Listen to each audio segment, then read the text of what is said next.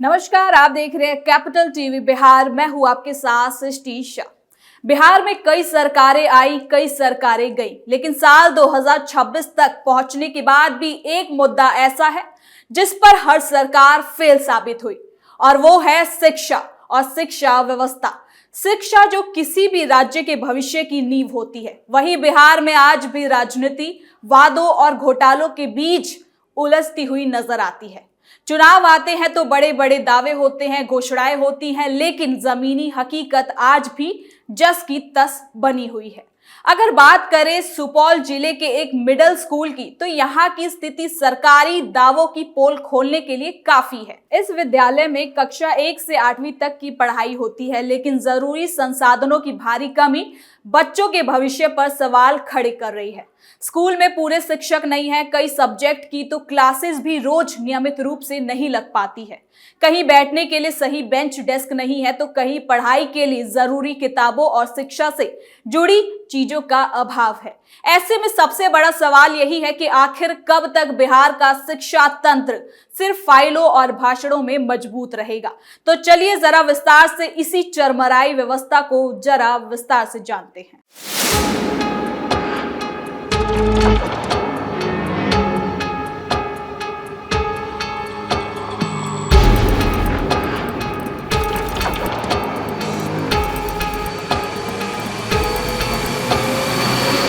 सुपौल में चरमराई शिक्षा व्यवस्था। बिहार की शिक्षा व्यवस्था पर सवाल उठना कोई नई बात नहीं है, लेकिन साल 2026 में भी हालात जस के तस बने रहना कहीं ज्यादा चिंता पैदा करता है।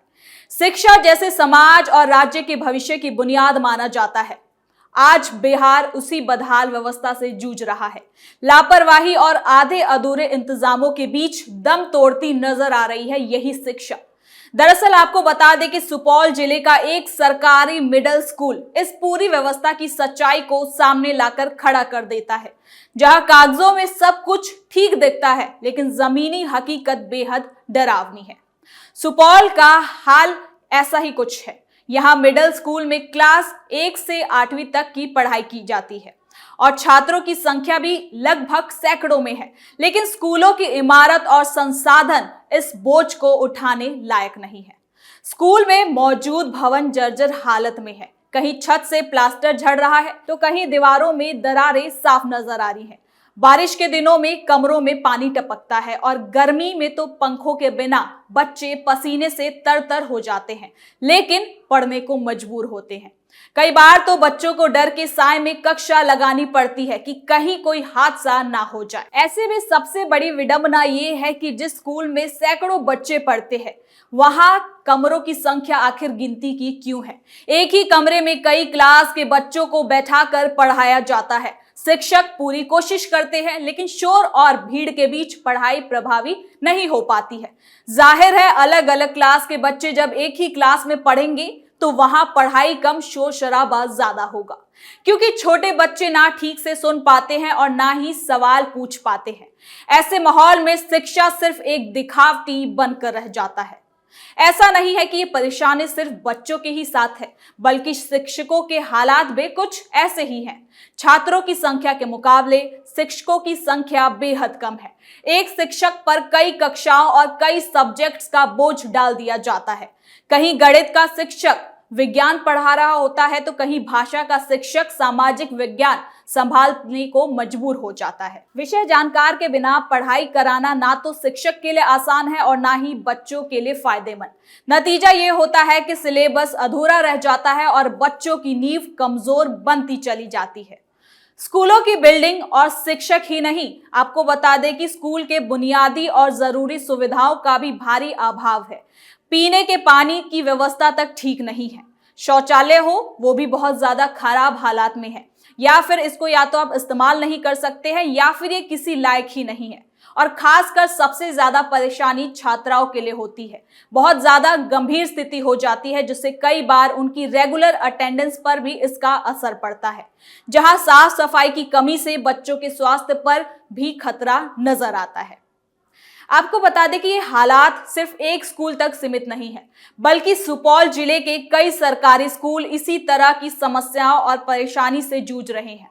कहीं पर तो स्कूल बिल्डिंग आधे अधूरे बने हैं, तो कहीं सालों से नई भवन बनने का इंतजार किया जा रहा है। कहीं कहीं पर हालात तो ऐसे हैं कि कुछ जगहों पर बच्चे आज भी खुले आसमान के नीचे या फिर पेड़ों की छांव में बैठकर पढ़ने को मजबूर हैं। ये देखकर बिल्कुल ऐसा ही लगता है कि जब बिहार बिल्कुल पिछड़े राज्य में गिना जाता था, तब भी बच्चों को शिक्षा के लिए ऐसे ही रखा जाता था, ऐसे ही खुले आसमान के नीचे बैठाया जाता था। आज जब देश आधुनिकता की तरफ बढ़ रहा है, नए नए आविष्कार कर रहा है, तब भी बिहार की शिक्षा वहीं खड़ी है। तेज धूप, बारिश और ठंड के बीच पढ़ाई करना बच्चों के लिए किसी संघर्ष से कम नहीं है। और सबसे चौंकाने वाली बात तो ये है कि ये समस्याएं नई नहीं है। सालों से इन्हीं मुद्दों पर चर्चा होती है, दिखावे के लिए बैठक होते हैं, लेकिन ठोस समाधान अब तक नहीं निकाला जा रहा है। हर सरकार शिक्षा सुधार की बात करती है, बजट में बड़े बड़े आंकड़े दिखाए जाते हैं, योजनाएं घोषित होते हैं, लेकिन जमीनी स्तर पर बदलाव नजर नहीं आता। कहीं बिल्डिंग निर्माण की फाइलें अटकी रहती है, तो कहीं जिम्मेदारी एक विभाग से दूसरे विभाग पर डाल दी जाती है। सरकार कब करेगी बदलाव? जब बिहार में लालू यादव की सरकार थी, तब भी जनता को ये उम्मीद थी कि शायद हमारे लिए सरकार कुछ तो बदलाव करेगी, लेकिन सारे वादे दावे धरे के धरे रह गए।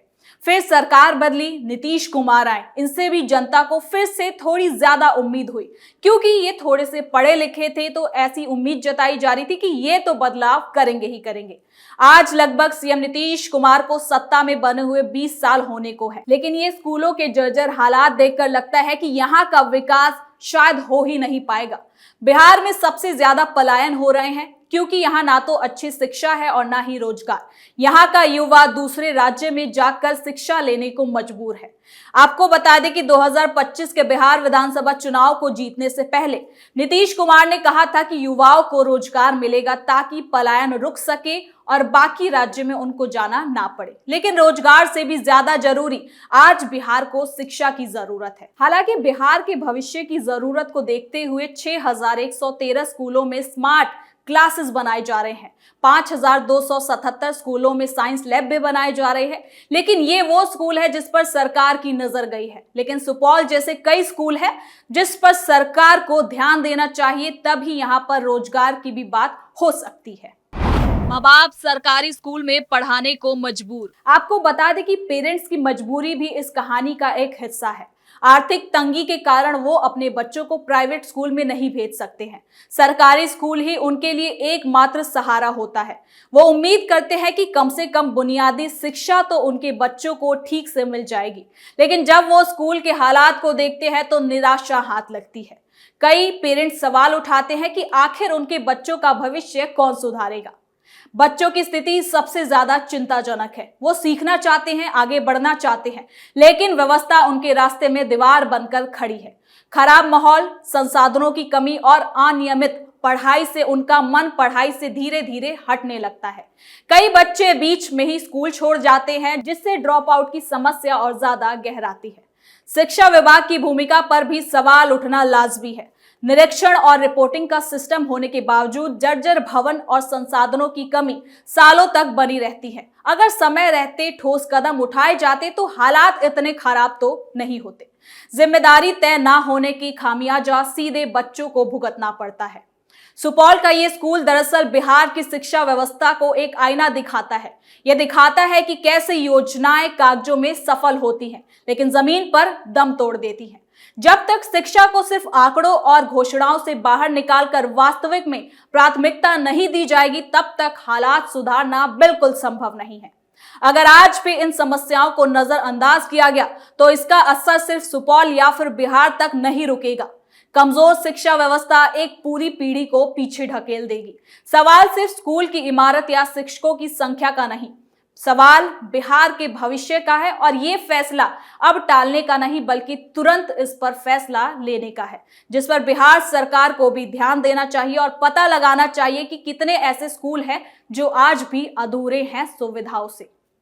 तो फिलहाल के लिए इस खबर में इतना ही। देखते रहिए कैपिटल टीवी बिहार।